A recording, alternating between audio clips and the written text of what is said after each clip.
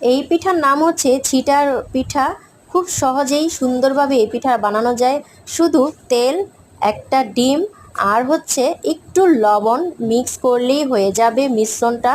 আর পাতলা করতে হবে মিশ্রণটা অবশ্যই। একটা বোতলের ক্যাপ নেবেন, বোতলের ক্যাপটা কিন্তু অবশ্যই ফুটা করে নেবেন, তাহলে খুব সহজেই কিন্তু এই পিঠাটা বানানো যায়। আর অবশ্যই প্যানে একটু তেল ব্রাশ করে নেবেন, তাহলে কিন্তু পিঠাটা খুব সুন্দরভাবে উঠে আসবে। আর এই পিঠাটা খুবই সহজ, হাত দিয়ে ছিটালে কিন্তু চারদিকে ভরে যাবে পিঠা। আর তখন কিন্তু রান্নাঘর নোংরা হয়ে যায়, তো অনেক মিশ্রণও নষ্ট হয়ে যায়। আর এভাবে বোতলের মধ্যে যদি বানিয়ে নেন, খুব সহজেই কিন্তু সুন্দরভাবে পিঠাগুলো বানিয়ে নিতে পারবেন সহজেই। আর এটা খাসির মাংস খাসির মাংস, গরুর মাংস, বট এবং হচ্ছে হাঁসের মাংস দিয়ে অসম্ভব মজার হয়। তো অবশ্যই বাড়িতে ট্রাই করবেন এরকম ছিটা পিঠা।